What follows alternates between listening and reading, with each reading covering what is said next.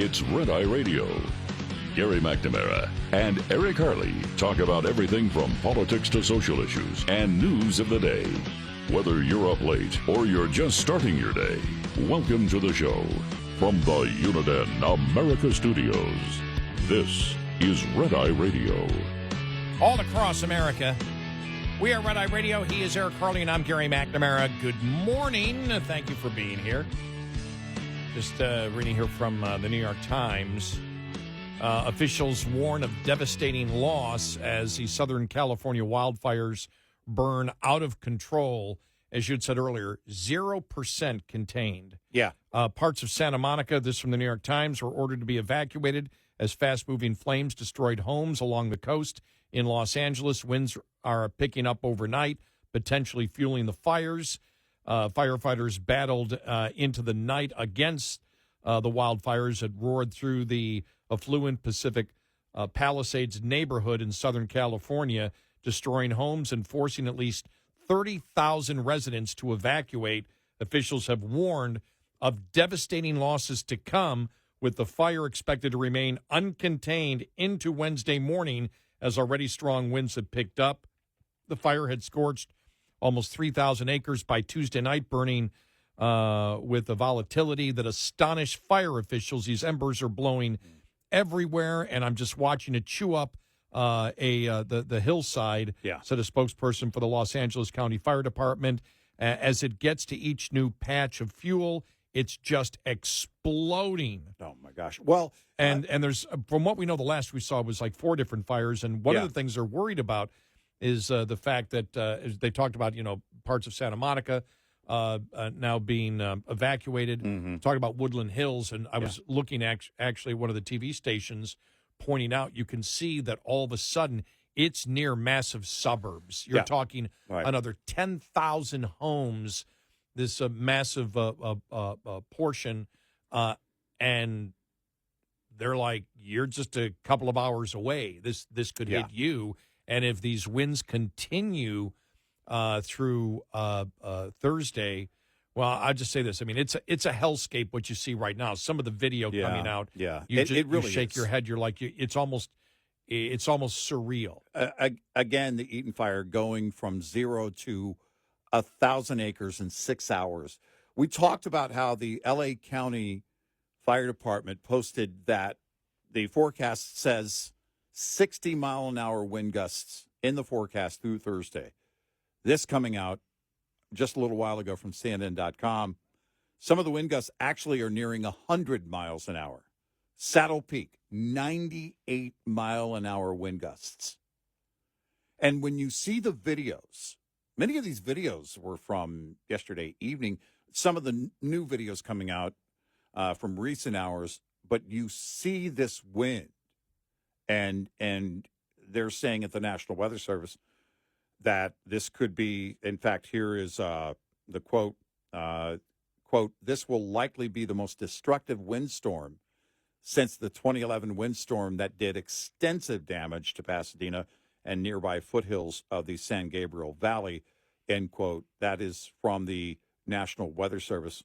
Another quote, any communities along Highway 118 and 210 corridors will be at the highest risk for comparable wind damage, end quote. It's, when you think about 98-mile-an-hour wind gusts, and then, of course, that being the fuel for those flames, along with all of the brush and everything that's now in the path of these fires. With the Palisades fire being, I haven't seen an update, but it was approaching 1,000. It's got to be over, 3,000 acres.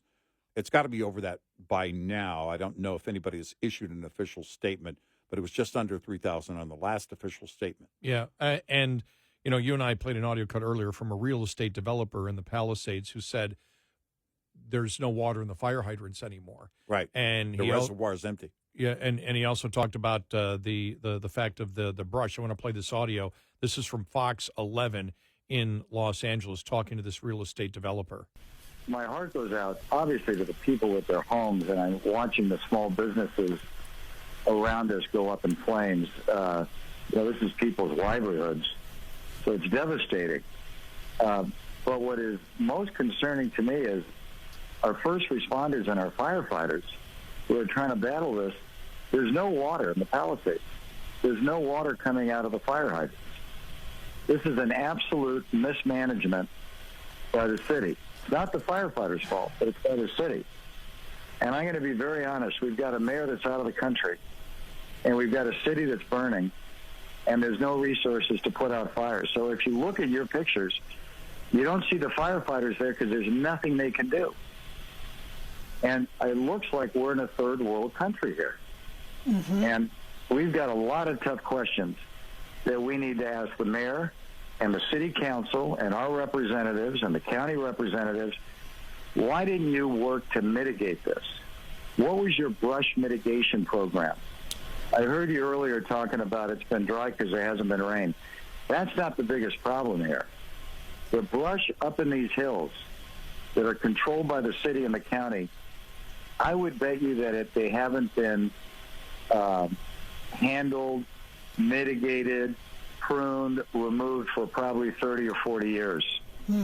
This was a disaster waiting to happen. And what's predictable is preventable. And who's paying the price are all of these people in their homes and their businesses tonight.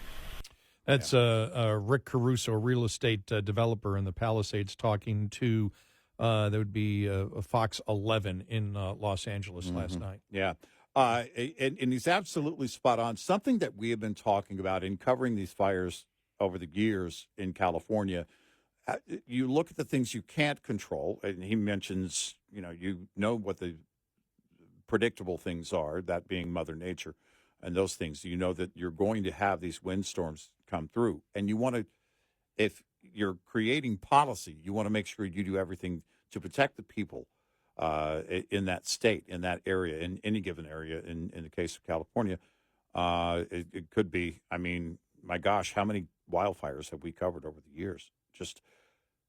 And then you look at it with the policy. It becomes a series of decisions, basically, that are made by people. And how do you help people? Water, and you thin out the brush and forestation in a controlled manner. And it's been like, I don't know why that's the battle, when time after time you see this kind of destruction. This may be unprecedented before it's all over. Based on the forecast for the wind gusts in the L.A. area, who knows how extensive this fire could be. Again, last report from L.A. County Fire Department, the Palisades fire is 0% contained, and no hope for the wind dying down before, again, this is the forecast, 60 mile an hour, some reports saying higher, forecast through Thursday. I don't know how you battle that. I don't know what they do. It's just mind-boggling, though, because then you say, again, what can you control? The wind you can't. But the water you can, the forestation you can. I'm looking at video here, and here's a description. The Palisades fire now, hashtag Malibu fire, has moved north towards Malibu. I am now watching as embers are trying to jump across the Pacific Coast Highway. Firefighters are making an aggressive effort to prevent this as the fire threatens more homes. That's a terrifying scene because you see the flames are up basically on a hill, all coming down towards the Pacific Coast Highway. Almost and all like the they businesses were flowing, and all the businesses on the Pacific Coast Highway. There's a street there. All you really see are emergency vehicles, but this thing is just coming down that hill. So I will say this. I mean, there have been some, some of the wildfires in the past. I mean, I remember a picture from a couple of years ago. You look at it, you go, this is a dystopian nightmare. Yeah. And the same thing here. Some of these scenes is almost as if you're in the middle of a volcano erupting, and there's just embers and fires all around the place. And I'm looking at people. We saw that one reporter. We played the audio of the one reporter talking to the woman who was, there at her, parents', home. They're 90 years old. They had evacuated, but she was still there. And my advice to her was, get out. There's not a damn thing you can do. You can't get do out. anything. You save your life and get out and she just felt, well, no, feel obligated because this is their home and their insurance was canceled. Yeah. And this is one of the things that's going on. Canceled for fire. Right. Fire coverage was canceled. Fire coverage. James Woods talked about that. Apparently, he said all the insurance in his neighborhood was canceled, and he believes his home. We're talking about the actor James Woods, right? That he believes his home is gone. I would assume it is too, because his neighbors were all up in flames. And here's the from 4 hours ago from X, the post that he put on X. He was reposting something else, but he said actually one of the major insurance companies canceled all the policies in our neighborhood about 4 months ago. He's looking at, and he also posted a little while ago, because he has smart alarms in his home. They believe it's burning right now. It's been burning in recent hours. They were able to evacuate about 12 hours ago, but he's getting notifications on his phone from his fire alarms because they're smart alarms. And so, he said they've been in that house for years. And we look at people like that audio that we played from that woman whose parents have lived in that house for decades. For most people, the brunt of your wealth is your home, but it's not just that. I mean, it's your shelter. It's all of your things, your life. And then we talk about, again, evacuation. Because the concern here is that those making the decisions on how to better be prepared to battle something like these fires aren't thinking about the lives here. Because ultimately, that's what you can't replace. And yet, nothing is changing. Years we've been covering this, and nothing is changing. It has to change. Looking at video here from Malibu, and here's a description. This is Malibu on the Pacific Coast Highway, a hellscape, and it is. Yeah. So many homes are on fire, it's unusual to see a home that is not. And I'm looking as the camera goes down the Pacific Coast Highway, looking at both sides of the highway, every single home and business, because I'm assuming some of them are businesses also, if it's the Pacific Coast Highway, every single one of them is on fire. Yeah. I mean, it's horrible. I mean, it's horrible. I mean, this is some of the worst footage, I have seen. And the fact is it could get worse. You and I talked about the fourth fire that they reported, near Woodland Hills. And it was, as I mentioned earlier, but we were looking at the coverage of the map from a TV reporter in Los Angeles. And you look at it and you said, oh, my God, I mean, that's hitting a suburb of, they say, roughly 10,000 homes now and this was a couple of hours ago that they said could be up in flames by the time the morning comes. Yeah. And so, I mean, I've just never seen anything like this. And the winds are so great, they're not going to die down. You've got some of these communities that don't have any way to fight it. Right. We talked about the Palisades. There's no water in the fire hydrants. Right. Nothing they can do. Right. The firefighters aren't there because they can't stop anything. No human being alone can stop any of it, and I even doubt that even if you have the fire hydrants working, you're going to make much of a impact on it. That's how bad these fires are. Certainly. And, it's it's really unbelievable. And my heart goes out. And that's it. But through policy, you can give the best advantage possible in a situation like this. Mother Nature's going to deal whatever happens, or however these fires started, then fueled by the wind and, of course, the brush and the trees. But, again, at some point, you have to have this discussion. I don't know if they ever will, in a real way, to change the reservoir policy in California, to make sure they're better prepared, to give them the greatest advantage possible. That's it. You're not going to win every time. But what can be improved through the actions of people? Yeah, man, my heart goes out. It's really it's devastating. Absolutely. It's scary. watching these videos. It's frightening. Looking at a video of down power lines and power poles My collapsing, and it's just horrible. 866-90 Red Eye. This morning's USDA Farm Report is brought to you by House Products.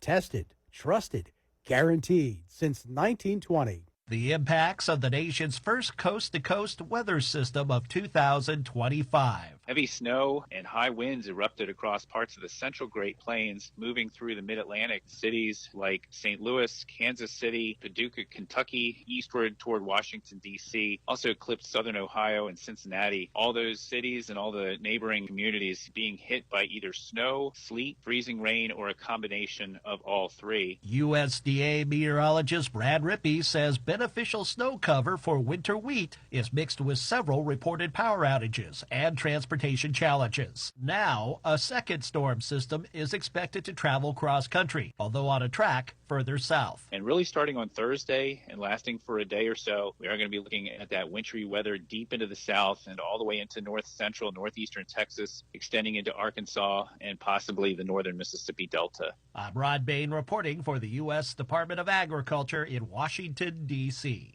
This report brought to you by Cenex Fuels and Lubes. We'll be right back with more Red Eye Radio with Eric Harley and Gary McNamara.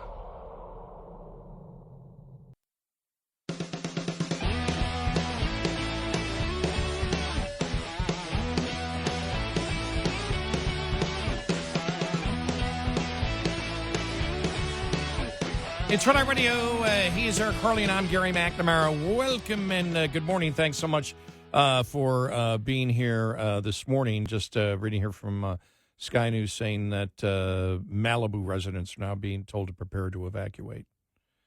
So it's this fire. These fires are spreading so quickly. Again, I don't know how they control it. If the wind is going to continue to gust again as high as 98 miles an hour, the gusts in some areas being reported. But the National Weather Service forecasting wind gusts at 60 miles an hour through tomorrow. I don't know how you battle that. I don't know what they do, except get people out of the way. There's stories. Part of the story is all the celebrities that live in some of these areas. James Woods, who has been ever present on social media for a while, had to abandon. They had to evacuate their home, but he had nothing but praise for LAPD and LA Fire, saying they handled everything great and they were working very hard.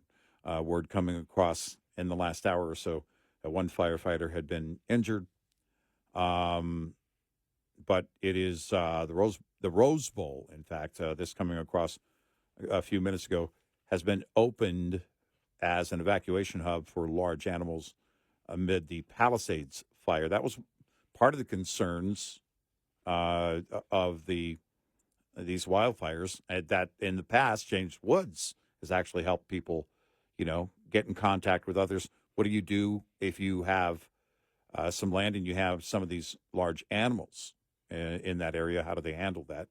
And so they've opened the Rose Bowl as an evacuation hub for large animals amid the Palisades fire. The Palisades fire still at 0% contained, according to the LA County Fire Department. And again, I don't know where they get the advantage, except for when the wind dies down, which is going to be, I don't know, another 36, 48 hours. Wow. Our prayers for those that are being affected by these fires.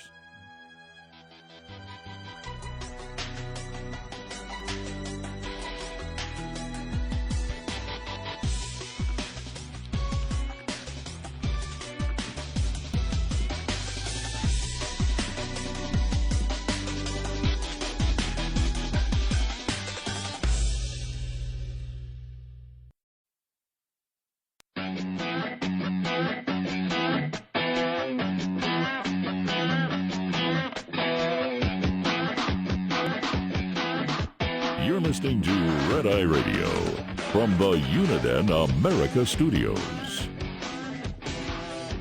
It's Rhode Island Radio. He's Eric Harley, and I'm Gary McNamara. Just was going through X here and see Steve Byrne, the comedian who we know. Yeah. Great comedian, by the way.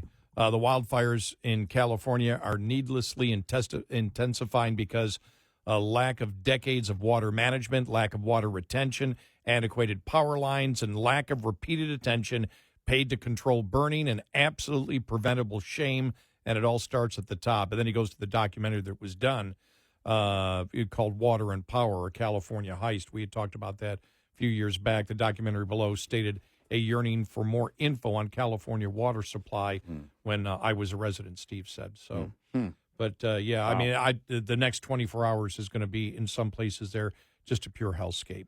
Yeah. You know, I saw this yesterday when the whole we talked about the Democrats and all the January 6th talk. And, all right, yes, and we're making sure that Trump gets in. And one of the things that you and I said was, what happened to all the fascism talk? And that hit big time yesterday. And Byron York here. Where did all the fascism talk go from the Washington Examiner? Where did all the fascism talk go? On Monday, Glenn Greenwald asked on X, is there a single person in D.C. or the media acting as if literal Adolf Hitler is about to assume power in 2 weeks in order to end American democracy, install fascism, and create a white supremacist dictatorship? Is it possible those who said this for years never believed it? You can answer that yourself, but in fact, the fact is the Donald Trump transition is turning out to be quite normal. The president-elect is busy hammering out policy proposals and staffing his administration. Democrats are, of course, criticizing Trump and promising to give some of his nominees a hard time in confirmation hearing, but that is the sort of thing that one always sees in transitions from one party to another. What is absent is the kind of ugly, fevered, frenzied, over-the-top rhetoric about Trump that characterized the campaign. Remember? Vice President Harris called Trump a fascist. The former chairman of the Joint Chiefs of Staff called Trump a fascist. Media talkers such as Joe Scarborough and Mika called Trump a fascist. Journalists and academics called Trump a fascist. I'm seeing there's a pattern here. Yeah. Sample headlines at the New Yorker. What does it mean that Donald Trump is a fascist? And the Atlantic. Trump is speaking like Hitler, Stalin, and Mussolini. Well, we got the trifecta there. Yeah. For a while, it seemed like everyone on the left with the podcast, TV show, or X account called Trump a fascist. Trump's rally at Madison Square Garden, remember that? Yeah. Became the focus of nearly nonstop discussion of fascism and Nazism. In the run-up to the event, it was entirely commonplace for media commentators to compare the rally to the infamous Nazi rally held at the Garden, but a different building, in 1939. That was the one that got to me. Yeah, right. Is when they said, well, there was a Nazi rally that was held. Right. At Madison Square Garden in 1939. It's like, it's not the same building. It's got the same name, but it's a different building. And what does that have to do in 1939 with this one? Exactly. I mean, the analogy who else spoke to crowds? Hitler. Hitler. You know who else wears clothes and ate meals? Hitler. Wow. It was a stretch. Former Secretary of State Hillary Clinton, the Democratic candidate Trump defeated in 2016, told CNN that Trump would be actually reenacting the Madison Square Garden rally of 1939. The fascist talk got so crazy that ABC conducted a poll asking voters whether the 2024 candidates were fascist. The result was that 44% of registered voters said Trump was a fascist. 18% said Harris was a fascist, and 5% said both were fascists. Only 32% of those surveyed gave the obviously correct answer, which is that neither is a fascist. My God. This is 5%. Both are fascists. Beautiful. Everybody's a fascist. Oh, my gosh. The respondents, by the way, were they required to cite the definition of fascist? Because probably not. That would be the qualifier in that case, wouldn't it? Yeah, that's true. Do you know what a fascist is? And so we go to Lawrence Larry. Charlemagne. Oh, yeah. Okay. Yeah. Here's what he had to say. Yeah. Right, here we go. Democrats keep following these political norms and traditions, and it's confusing because you can't call a man a fascist and a dictator, but when he wins, throws all that rhetoric out the window. He knows it. Of course. Look, people say, I don't like the guy's politics. That's one thing. The question is, how many people on the left, because Charlemagne's on the left, how many people on the left believe that the Democrats have overplayed their hand for far too long? And if you do, to what extent does it affect you going forward? One of the things we have to consider is that, and you and I have talked about this, be careful because the Democrats aren't going to change. She's still got tens of millions of votes. The battle isn't over. We're hopeful the trend will keep going in this direction, but there's a great possibility that it won't. I'd said for a long time, 24, that this past election cycle, was a crossroads. We had to decide whether we were going to endorse this insane radical policy from the left and allow it to keep going or reject it. Well, we did tap the brakes. Or did we slam them? Only time will tell. Is it going to keep going in this direction? I tend to believe, based on what we're hearing, no one had to tell Charlemagne what to say right there. Again, he's still on the left. But no one said, had to say, hey, look, they lied to you. They called him Hitler. He's not really Hitler. Well, because anybody can see it. Anybody knows what you're seeing. The left wants you to believe on every level that you're not seeing what your eyes are seeing. Biden is fine. The border is secure. Inflation is transitory. Inflation is good. For a moment, they actually tried that. I mean, there are things they want you to believe. Oh, no. Everything. Don't count out Kamala Harris because she's going to be back. They were implying that the other day. Did you see in Pennsylvania the number of people that registered Republican in December as compared to Democrat? Mm-hmm.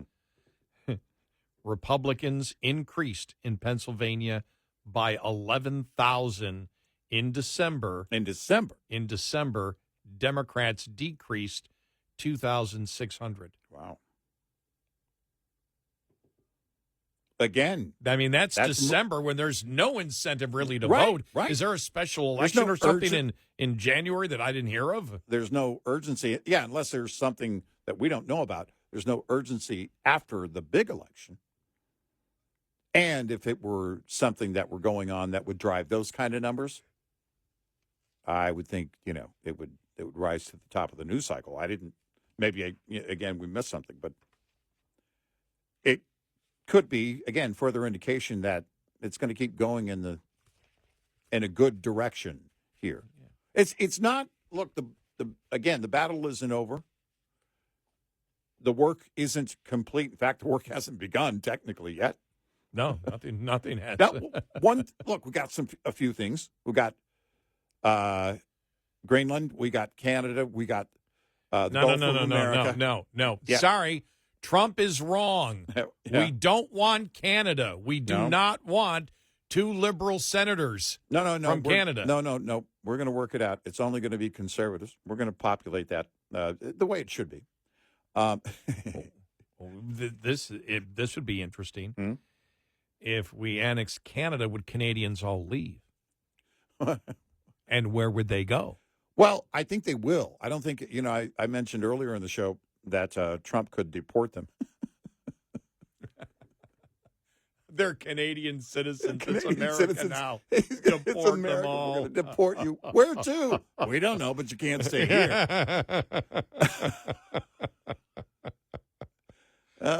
Listen, and to the people in Panama, to the officials in Panama, in the whole canal thing, you should have listened to David Lee Roth, honestly. It's once Trump basically has taken over the world. Now, we know that's going to freak a few liberals out, but don't worry. He's only going to be president of the U.S. for 4 years. And after that, Donald Trump Jr. will be a president for 8 years. And by the time he gets around to President Barron Trump, we will have completely taken over the world. Yesterday, they were just losing their ever-loving mind. I know. Between the Greenland comments and the analysis on Greenland, this is a special report. Yeah, okay, calm down. But between that and the move by Facebook to go and the announcement by Zuckerberg the freak to do out there. The community notes, they were just losing it. Well, when you look at the fact that they're calling Trump a fascist and the evidence that he's a fascist now, this is the bizarre thing, is that Zuckerberg believes that the fact checkers are not accurate. Right. And he wants to promote more free speech. So Trump has become, because he mentioned Trump, that Zuckerberg said we need the U.S. for other countries. Yeah. We need the power of the U.S. government, this administration, because he talked about the last administration. Right. Wanted to censor. Right. He doesn't wish to censor, and he wishes to promote in other countries the ability for those people in other countries, and he wants the influence of this administration and Trump to help social media be free across the world. And because Zuckerberg believes in free speech, has been convinced that free speech is the way to go, whether it's his personal morality or whether he realizes it's a better business model. I suspect it might be the second one. But the fact that he wants Trump to help promote free speech worldwide, right, that makes both Zuckerberg and Trump a fascist. Right. Words don't have any meaning for Democrats anymore. They really have don't. no meaning. They There's don't. no meaning at all. None. They don't. Zippo. I love it. It's, again, because on the issues we can win this every time. They can't. That's why community notes. How dare you? How dare you let other people chime in on a conversation and fact check? Elon Musk said it. You're the media now. You have the ability, technology, and if you have the will, you are the media. 866-90 Red Eye. Coming up, more with Gary McNamara and Eric Harley. It's Red Eye Radio.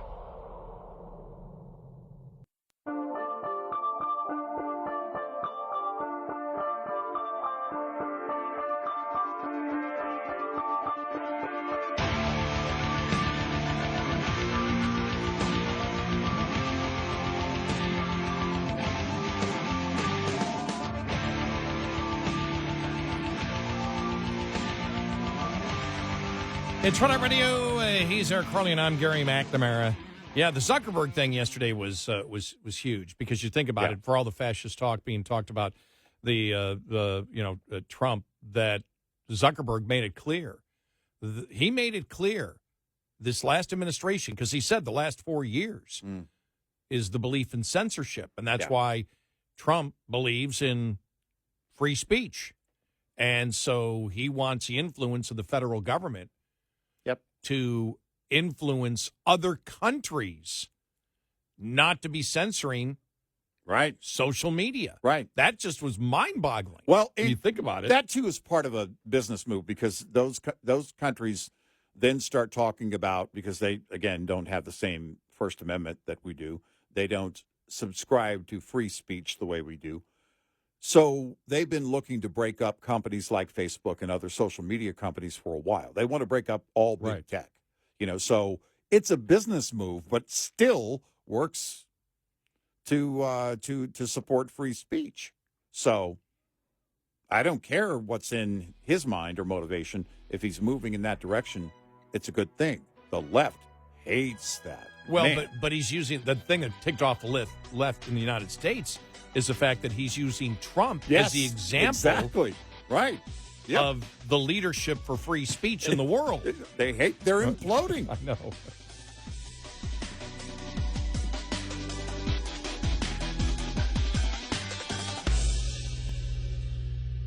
This is Red Eye Radio on Westwood One.